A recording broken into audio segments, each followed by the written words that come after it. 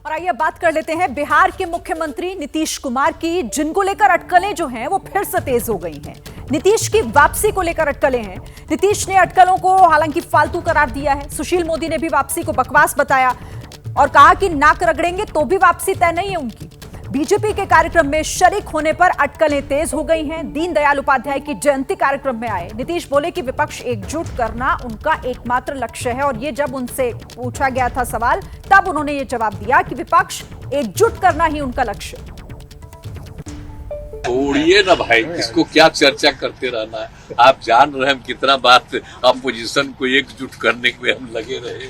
आप कितना बड़ा उपलब्धि हो रही है। अब नाक भी रगड़ ले तो भी बीजेपी का दरवाजा उनके लिए बंद हो चुका है। हम क्यों उनका साथ है? उनमें बचा क्या है? उनमें ताकत क्या बची है? 2 वोट तो ट्रांसफर करने की क्षमता नहीं है। यही शुरू किए थे कवायद सबको साथ लाने का, तो कन्वीनर बनाए नहीं। उसके बाद फिर कहा कि नहीं, एक नहीं कई कन्वीनर होंगे, उसमें से भी नहीं हुआ। इनके साथ ठीक किया नहीं सब। स्वागत करने वाले मैं कौन होता हूँ? स्वागत देश की जनता करती है, राज्य की जनता करती है, अच्छे कार्य करने वाले का। हम समझते हैं कि नीतीश कुमार को कन्वीनर बनाना या प्राइम मिनिस्टर का कैंडिडेट बनाने की जो बात है, उसमें खाली हाथ लौटे हैं। तो भले ही दोनों इस बात को फालतू करार दे रहे हों, लेकिन अटकलों का बाजार गर्म है। और क्यों गर्म है आपको बताएंगे, इस बड़ी स्क्रीन के जरिए आपको समझाते हैं। कुछ तारीखें आप देखिए। 9 सितंबर की तारीख, जब G20 के रात्रि भोज में प्रधानमंत्री नरेंद्र मोदी से बहुत गर्मजोशी के साथ मुलाकात की थी नीतीश कुमार ने। फिर 10 सितंबर जीतन राम मांझी ने नीतीश के बदलने के संकेत दिए थे। उन्होंने कहा था कि वो पाला बदल सकते हैं। 12 सितंबर की तारीख, जब G20 से लौटने के बाद पटना में लगातार जेडीयू की बैठकें नीतीश कुमार ने की, और ये बैठकें आखिर क्या रही, इसको लेकर सवाल था। 16 सितंबर गृह मंत्री अमित शाह ने आरजेडी जेडीयू के रिश्ते को तेल और पानी जैसा बताया था। ये 16 सितंबर की बात है।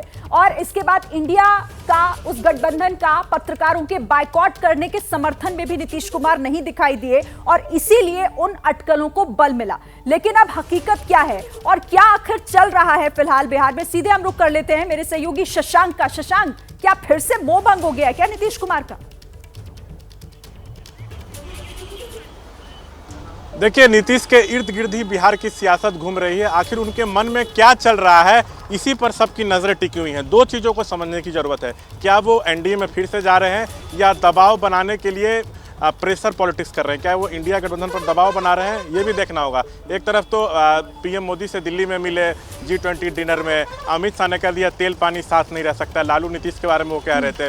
1 नेशन 1 इलेक्शन पे और महिला आरक्षण बिल पर वो केंद्र सरकार का समर्थन कर रहे हैं। दूसरी तरफ नीतीश खुद ये कहते हैं कि मेरी कोई इच्छा नहीं है, मुझे कुछ नहीं बनना, मैं तो इंडिया गठबंधन में ही रहूँगा। लेकिन कल ही उनके पार्टी के वरिष्ठ नेता ने कहा है कि नीतीश ही इंडिया गठबंधन के पीएम कैंडिडेट होंगे। दूसरी तरफ आनंद फानन में नीतीश आज जो है पार्टी के जो विधानसभा प्रभारी, उनकी बैठक भी बुला ली है। तो क्या नीतीश कुछ बड़ा करेंगे या बड़ी जिम्मेदारी पाने के लिए इंडिया गठबंधन पर प्रेशर बना रहे हैं, ये देखना होगा। वैसे नीतीश दाएं हाथ से काम करते हैं तो बाएं हाथ को भी पता नहीं चलता है। लेकिन ये जरूर है कि बिहार में बड़ी सियासी हलचल देखने को मिल रही है। अब नीतीश क्या करते हैं, इसी पे बिहार सहित पूरे देश की नजर टिकी हुई है। जी बिल्कुल, और बात पूरी भरोसे पर आकर जो है वो अटक जाती है। अच्छा, जैसे ही घड़ी का काटा दोपहर 2:30 पे आए, बबीता जी का दिल सास बहू साजिश के लिए मचल जाए। और ये है इनकी बहू, पूरे दिन ऑफिस की टेंशन हो जाए गॉन जब ये करें अपना फेवरेट शो फ्री टाइम पे ऑन। इनकी तरह आप भी देखिए अपना फेवरेट शो अपने टाइम पर, और डाउनलोड कीजिए एबीपी लाइव ऐप अपने स्मार्ट टीवी पर।